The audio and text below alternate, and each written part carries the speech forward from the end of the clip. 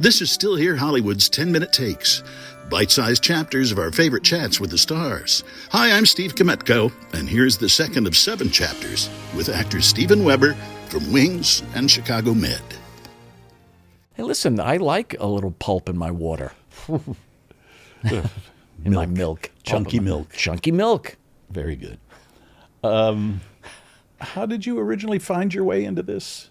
Into acting? Into acting? And you're a writer? I mean, I write, but I wouldn't say that I'm a writer. Writing is a completely different discipline.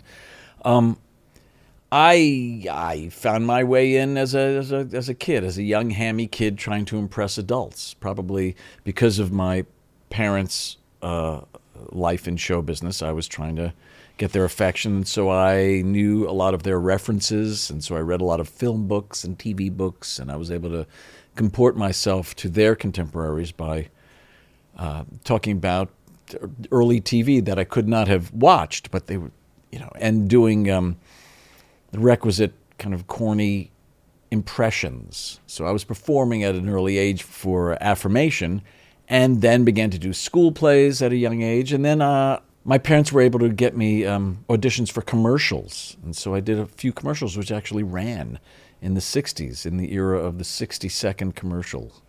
And I worked with some cool actors. Frances Sternhagen was in one of my... Oh, yeah. Saw her in Driving Miss Daisy. Oh, she's wonderful. So wonderful. She's so wonderful. Well, she was kind of the first real actor who years later was still working, and it was for Gleam toothpaste. But so I started doing that, and then I found my way in high school. I went to the High School of Performing Arts, fame, I Want to Live Forever, and did that and got my first kind of serious exposure to the craft and potentially the art and the creativity of acting. And then I went to State University of New York at Purchase, which is a great theater school, kind of like the liberal Juilliard, and a lot of great actors have come from there, like Edie Falco and Stan Tucci and Wesley Snipes and Ving Rhames and great directors. And so I just found myself doing this.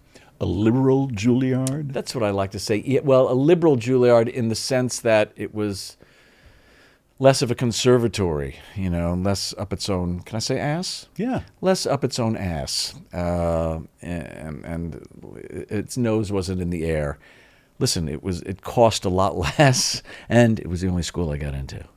But it turned out to be the best place that I could have gone to. Isn't my story fascinating? Yes. It kind of is, isn't it? Well. And I'm telling it in these velvet tones. See, another thing that I found at my age is that I can get down here. And when I look at nice? It's really nice. First thing in the morning. That's right. Hi there. I have nobody to say this to, but I say it to my dog. Hi there, I say. What kind of a dog?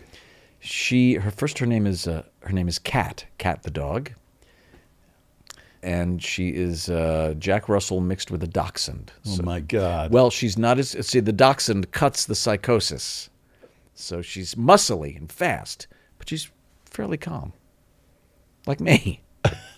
I have a dachshund, a miniature dachshund rescue. Cute. Oh, buddy. Yeah.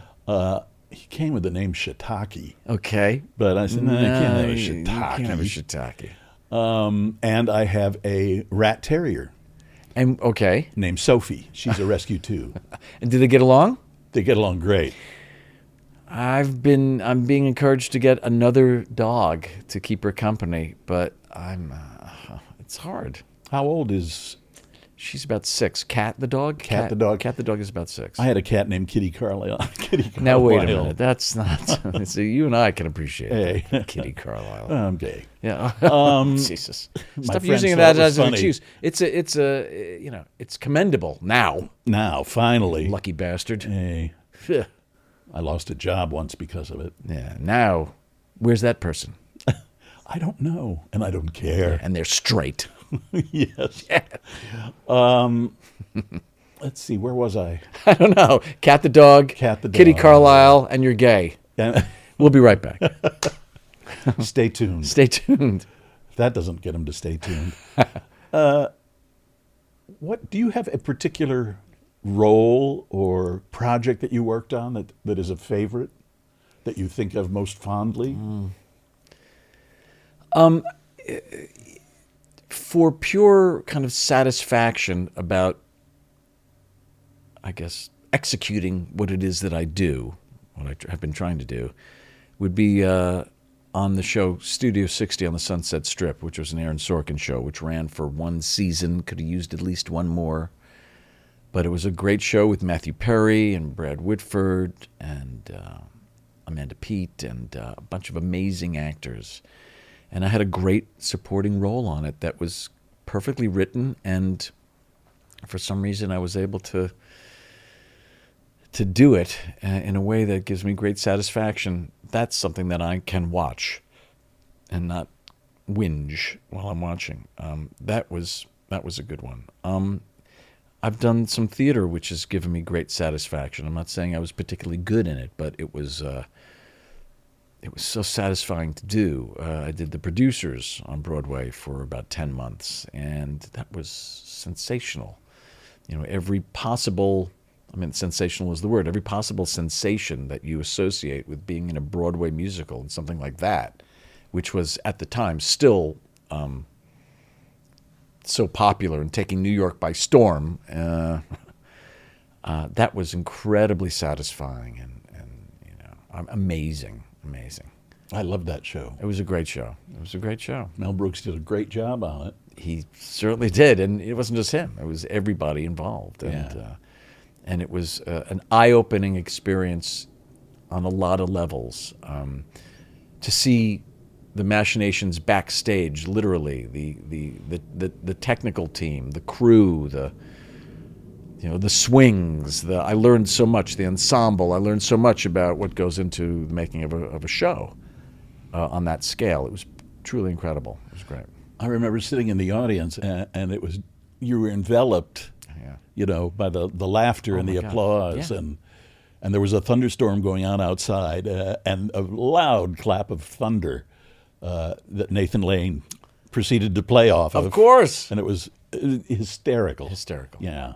And I was sitting behind Teri Garr. Wow. And in front of Jessica Lange and her children. Are you kidding? No. No. And at intermission, I remember, I'll share this. Go ahead. We can cut it out if it's I went to disgusting. I went to use the bathroom downstairs. Yeah, let's cut this out. And there was, it was full of people running back and forth, up and down the stairs. And Teri Garr has MS. That's right. I think it's quite well known. And she was trying to get down the stairs, and people were not allowing her. And I saw what was going on, and I went back to her, and I said, "Do you need help?" Yeah. She said, "Could you just get me to the other side of the staircase?" I said, "Sure, come on." That's great. I gave her a lot of credit for that because, God, I think if I were in that situation, I would have a difficult time. You mean going how out the to- public is seeing you and all that yes. stuff? Well, and also the manner in which she was being treated by her fellow theater goers. Like, come on. Really? Yeah. They were. Oh, that's terrible. Nobody took notice. So anyway, One of the fun things about this career in this particular industry is that you get to occasionally come into contact with people like Teri Garr, or or Mel Brooks, and they might not be lasting, deep relationships, but they're just little benign collisions, and I forget, because it has happened with some frequency, that it's actually pretty special. That for the most part, of course, the vast majority of the world who are familiar with stars and celebrities will never have the opportunity to see them in real life or anything like that. But we have been able to kind of talk to them or observe them and see them warts and all. I mean, and it can be wonderful. I mean, I've had some. Can I tell this one where when I first got to L.A., probably in '88, I was stuck in traffic outside the Chateau Marmont and my car inching. And I think the Marlboro Man sign was still there. Marlboro Man. Glad I quit smoking. And there was somebody in the car up on my left side, and I can see the passenger in silhouette, a woman, because based on her hair, I guess, haranguing the driver. I couldn't hear it, obviously. And I'm inching up. and I get to where I can see who it is, and it. To watch the next chapter, click the box. To listen, just stay tuned.